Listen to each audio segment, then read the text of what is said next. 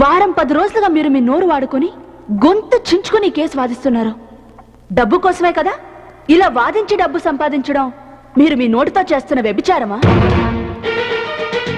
ఆ టైపు చేసే ఆవిడ చేతులు వాడుకోవడం చేత్తో చేసే వ్యభిచారమా?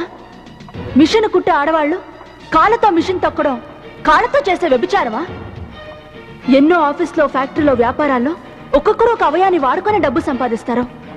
అవేవి వ్యభిచారం కానప్పుడు నాకు అక్కడికొచ్చిన నా గర్భాశాన్ని నేను వాడుకోవడం వ్యభిచారమా?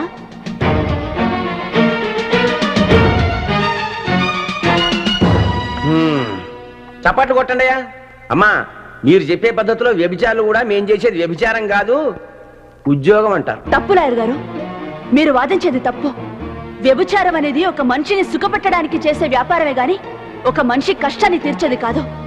సంతానం లేని వారు వంశాన్ని నిలబెట్టుకోవడం కోసం ఈ పద్ధతిని వాడితే తప్పులేదని మీరే అన్నారు. నేను చేసింది కూడా అదే.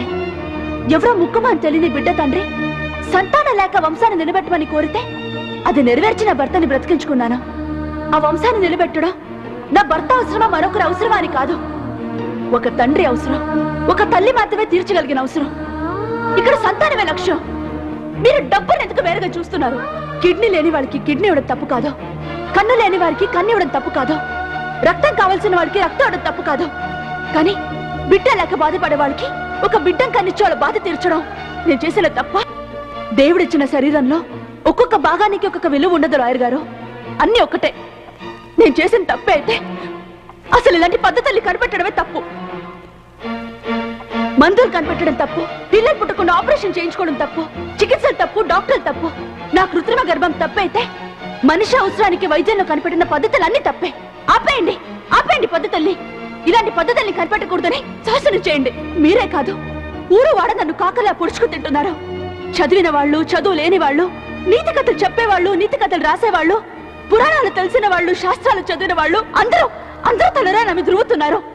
ఈ నరకం నుంచి తప్పించుకోవాలనే ఈ విచారణ లోపాయికారుగా కాకుండా లోకానికి తెలిసే విధంగా జరపమన్నాను. ఇక్కడ కూడా మీరు మీ వాదనతో నేను ఎంత హింస పెట్టాలో అంత హింస పెడుతున్నారు. మీరు చేస్తున్నది వ్యభిచారమా? నేను చేసింది వ్యభిచారమా? మీ ఆలోచన వ్యభిచారమా? నా ఆకాశం వ్యభిచారమా?